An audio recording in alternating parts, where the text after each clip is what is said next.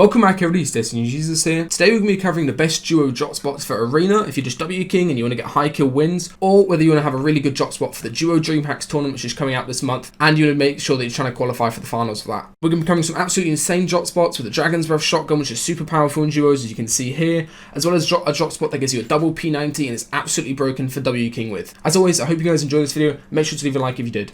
This is probably one of those broken drop spots in the game at the moment, just because of the fact that you get full natural shield from the barrels, and also you go ahead and grab double P90, which is completely busted, especially if you're a controller duo, or you both have just really good aim because you're low sense. This is a completely disgusting drop spot that you can go ahead and run. So what you want to go ahead and do is land towards this Viking building here. You're going to go ahead and split this, and then at this point it's pretty easy to contest it. If somebody's directly contesting you, just try landing on towards the floor spawn and then just taking the fight as quick as possible to not waste too much time. You want to go ahead and grab the bounty from the Ragnarok skin that spawns here. This will kind of give you a UAV effect that we talked about in my last solo drop spot video. Basically tell you where the nearest player is, and also it will tell you if this is unlooted or how close to the players are on Holly or if they're pushing you. So it's super useful to go ahead and grab, so make sure you do that before you duel the Ragnarok skin. At this point, you can go ahead and duel the Ragnarok skin. Both rotate down, get all of your mats as you're coming through here. Fish this little beach area, very quick to do. Carry on, fish a little bit more. And then you'll come into the slurp barrels place. You need to make sure you save all of your shield as you're rotating through. You can get all of it from these shield barrels. Even if a team lands over towards here, you will still go ahead and grab that 200 shield. And there's also mushrooms and the slurp water in the area that you can do, so you don't have to waste any shield at all. At this point, you should find the big chugger skin locating or just wandering around in this area. You can kill him, and at this point, you should be completely set with double P90 for your game. Double P90 is so strong, there really is no counter for it. Even if they double peek you with a charge or double peek with attack, you will out DPS them, and it's completely busted how strong the P90 is in the meta at the moment.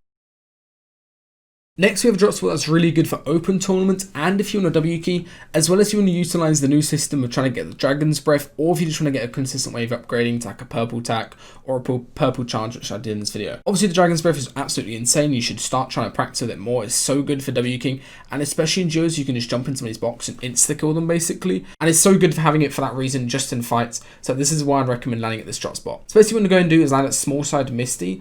At this point, if you are contested directly, try to land at these buildings I marked here. It's pretty straightforward. Just make sure you're not too split from your duo and you can wipe the other team pretty quickly. And the advantage of being at the small side is obviously it's quicker to loot, and you can go ahead and W key over towards this main side as quick as possible if there's a team on that side. There's a couple different strategies you can do for this. There's a couple different ways that you can go ahead and push over towards this other side. You can either come underneath this dam side and use this kind of rock formation to come up, or you can go ahead and use the IO guards that spawn in the middle here to help you and kind of use them as a third party tool to help you clear out the other team on the other side. At this point, you're going to go ahead and look for a vault. Basically what these are just little metal containers, and they'll spawn really easily and they give you 100 gold guaranteed. Makes it so easy to go ahead and grab a Dragon's Breath or upgrade your shotgun.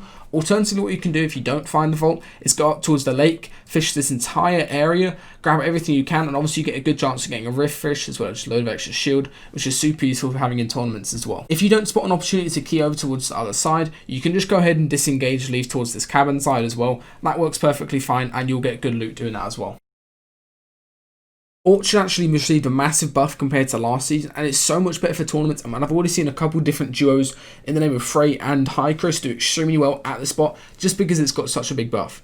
So basically, if you didn't know, what got changed is the fact that the Tomato Town got added into it. This is super useful for just getting mats and metal and also a bit more gold. But you can also use the Tomato Man as the bounty system, which is so useful. And now you've got this added benefit of all the sand here that you can use for easy mid-game rotates to any spot on the map. Super easy Storm Surge routes, super easy W key routes, especially when you use that UAV with the bounty system.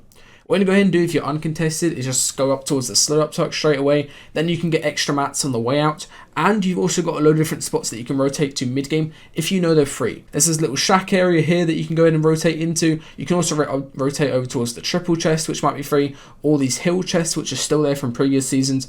Or you can rotate into the Colosseum to get extra scrap mats that way. It's a super underrated drop spot, and make sure to try it out in duos if you're kind of looking for one of those more low-key spots that still has really good loot and easy mid-game rotates and king potential as well. I've talked about Camp Cod a couple times already, but it is still an absolutely insanely broken drop spot in all team modes. What you want to go ahead and do, if you're directly contested, is both to land towards this metal side, but if you are uncontested, go ahead and split either side of these buildings, one player landing towards the house and then going over to the junkyard area, and the other player landing towards this dockyard area. From here, what you want to go ahead and do is grab a fishing rod as quickly as possible. One player is going to go around the whole island fishing as much as possible and then finishing off their mat cap here, while the other player is going to juggle all the items that they get and bring them to the other player here, so you can get ahead and get shotguns and ARs and everything from that.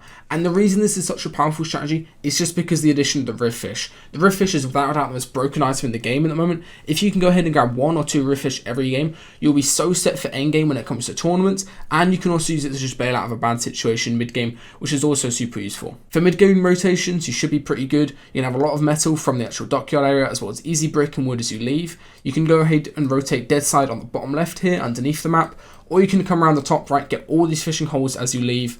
Or instead, with a new addition of the cars, is you can go ahead and grab a car and then use that for like any kind of mid-map zones that normally would be quite difficult. You can just use a 4x4 car, a few mid-game rotates, and be in a perfect position with riff fish and really good heals from all the fishing supplies in the area.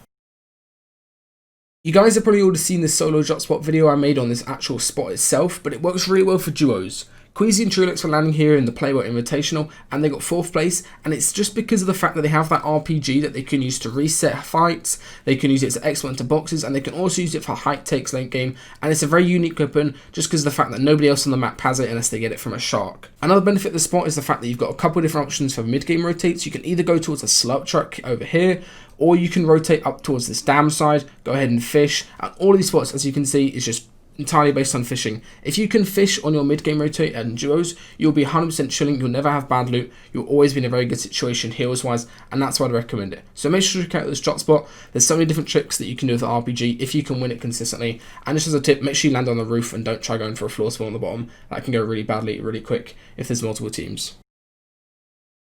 Now this drop spot is normally just looked as a complete solo drop spot, but it still kind of works as a duo drop spot if you adapt it a little bit, and you still have that massive benefit of being able to get all of those fish, save all of your heals that you get naturally, and also get a good chance of getting riff fish because of how many fishing spots there are. What you want to go ahead and do is one player land towards this direct island, one player land towards the hill. Obviously if you're contested, both land towards the island, safest thing to do to directly beat the other people contesting you. So the player landing towards this hill is going to go ahead and rotate downwards, then come up towards these boats, and then rotate over towards these little shacks. At this point you can both regroup, fish all of the holes around this island, get your brick and wood pretty much capped out, and then you've got a pretty decent rotate options mid-game. You can either go up to a stealthy stronghold and get some more fishing holes and cap half your mats, or alternatively you can just rotate with the river with one of the boats, which is really simple, and then you can go into the mid-map area and use the sand for your rotates mid-game as well.